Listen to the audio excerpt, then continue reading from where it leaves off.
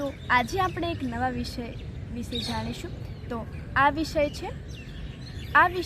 એ આપણા અસ્તિત્વનો પાયો છે, એટલે કે સહકારી જીવન અને જીવનલક્ષી વ્યવસ્થાપન। માણસ એ સામાજિક પ્રાણી છે અને સમાજમાં રહેવા માટે સહકાર તો અનિવાર્ય છે। જ્યારે આપણે જીવનલક્ષી વ્યવસ્થાપનની વાત કરીએ છીએ ત્યારે આપણે માત્ર પૈસા કે સમયનું મેનેજમેન્ટ નથી જોતા, પણ જીવનનું મૂલ્ય લિસ્ટ અને સુખદ કેવી રીતે બનાવવું તેનું મેનેજમેન્ટ જોઈએ છીએ। હમણાં આપણે જોઈએ તો સહકાર કયા ક્ષેત્રે જરૂરી નથી, બધા ક્ષેત્રે સહકાર તો અનિવાર્ય છે। સહકારી જીવન એટલે હુંથી અમે સુધીની યાત્રા। પ્રકૃતિનો નિયમ જોઈએ તો કીડીથી લઈને પક્ષીઓ સુધી દરેક સમૂહમાં રહીને એકબીજાની મદદ કરે છે।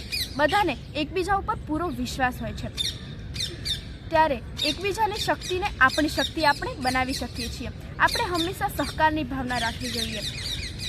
વ્યક્તિગત સ્વાર્થ છોડીને જ્યારે આપણે સામુદાયિક હિતોનો વિચાર કરીએ છીએ ત્યારે સંશોધનનો બગાડ અટકે છે, સુખ દુઃખમાં ભાગીદાર બનીએ છીએ। એકલા ચાલવું તો સહેલું છે, પણ લાંબુ ચાલવા માટે સાથ જરૂરી હોય છે। સહકારી જીવનમાં મુશ્કેલીઓ અડધી થઈ જાય છે અને ખુશીઓ બમણી થઈ જાય છે।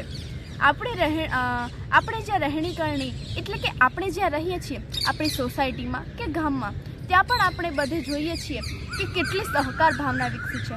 પણ હમણાં આપણે શહેરમાં જોઈએ તો સહકાર ભાવના થોડીક ઓછી જોવા મળે છે। હમણાં બધાને એકલું રહેવું વધારે પસંદ હોય છે કે એકલું રહેવું, એકલું જીવવું, બીજાને જે કરવું એ કરે, પણ આપણે રીતે જીવવું। પણ આપણે સહકાર ભાવના રાખવી જોઈએ। જ્યારે આપણે જૂથમાં કામ કરીએ છીએ ત્યારે આપણે ઘણું બધું નવું શીખવા મળે છે। ઘણા લોકો આ સહકાર ભાવના એટલે કે મેનેજમેન્ટ શબ્દ સાંભળીને ઓફિસ કે બિઝનેસના વિચારો કરે છે, પણ સાચું મેનેજમેન્ટ તો આપણું જીવનનું છે। આ મેનેજમેન્ટ એટલે આ જીવનના મેનેજમેન્ટના આપણે 3 સ્તંભો જોઈએ તો સ્વ વ્યવસ્થાપન એટલે કે સેલ્ફ મેનેજમેન્ટ। તમે બીજાને મેનેજ કરો તે પહેલાં તમારે પોતાને મેનેજ કરવું પડે છે। તમારા વિચારો, તમારી વાણી, તમારી લાગણીઓ, આપણે તેને સ્વસ્થ રાખવાનું આ પહેલું પગથિયું છે। સમયનું આયોજન જોઈએ તો જીવનમાં ઘણા બધા કામો હોય, આપણે તેને પહેલું પ્રાધાન્ય આપવું જોઈએ, પણ આપણે સૌએ સાથે મળીને એક કામ કરવું જોઈએ। જીવનલક્ષી વ્યવસ્થાપન સૌથી મોટો હિસ્સો છે। સંબંધોમાં, ઘરમાં, પડોશી કે ઓફિસમાં આપણે ગમે ત્યાં જોઈએ તો ત્યાં આપણે સાચું મેનેજમેન્ટ કરતાં આવડવું જોઈએ। સામેની વ્યક્તિનો દૃષ્ટિકોણ સમજવો અને જીવનલક્ષી સામેના વ્યક્તિનો દૃષ્ટિકોણ સમજવો એ જ સાચી જીવનલક્ષી ચાવી છે।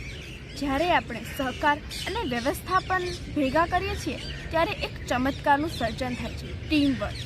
કોઈ પણ મોટું કાર્ય કરીએ તો એ એકલા હાથે તો થતું જ નથી। સહકારની ભાવના વગર આ કાર્ય અધૂરું છે અને સહકારની ભાવનાથી કરીએ તો એકદમ સુમેળ આયોજન અને સફળતા આપણે જરૂરથી મળે છે। વ્યવસ્થાપન શીખવે છે કે દરેક વ્યક્તિ અલગ છે। સહકારી જીવન આપણે બીજાના વિચારોને સ્વીકાર કરતા શીખવે છે। આપણે બીજાનું જીવન કઈ રીતે જીવી શકીએ, તેના વિચારો આપણા જીવનમાં કઈ રીતે ઉતારી શકીએ તેના વિશે સહકાર ભાવના આપણે ઘણું બધું શીખવે છે। સારા મેનેજર કે સારા પડોશી બનવા માટે બોલવા કરતાં સાંભળવું વધારે જરૂરી છે। મિત્રો, અંતમાં હું એટલું જ કહેવા માગું છું કે આપણે એવા સમાજનું નિર્માણ કરવું જોઈએ જ્યાં સ્પર્ધા કરતાં સહકાર વધુ હોય, જ્યાં એકબીજાને નીચે પડવાના બદલે એકબીજાનો હાથ પકડીને ઉઠવાની ભાવના હોય। જો આપણે આ રોજિંદી જિંદગીમાં નાની નાની બાબતોમાં સહકાર અને યોગ્ય વ્યવસ્થાપન લાવીશું તો આપણું જીવન માત્ર જીવવા જેવું નહીં પણ માણવા જેવું બની જશે। સાથે મળીને ચાલવું એ પ્રગતિ છે અને સાથ મળીને કામ કરવું એ સફળતાની એક સીડી છે। આપણે જોઈએ તો એક આંગળી કરતાં મુઠ્ઠીમાં ઘણી તાકાત હોય છે। આપણું જીવન ત્યારે જ વ્યવસ્થિત બનશે જ્યારે આપણે મારું શું છે એની જગ્યાએ આપણું શું છે, મારાની જગ્યાએ આપણે આપણાનો વિચાર કરીશું તો આપણી સહકાર ભાવના વધશે।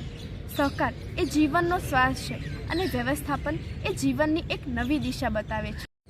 આપણે વસુધૈવ કુટુંબકમની ભાવના રાખવી જોઈએ કે આ આખું વિશ્વ આપણું કુટુંબ છે અને આપણે તેને સાથે મળીને તેને જીવવાનું છે। આપણે બધાએ સાથે મળીને કામ કરવું જોઈએ, કારણ કે સાથ વગર કાંઈ શક્ય નથી। આપણે ક્યાં સુધી એકલાની ભાવના રાખશું? ક્યારેક ને ક્યારેક તો આપણે ગમે તે ક્ષેત્રે આપણે કોઈકનો તો સાથ જોઈએ જ છે।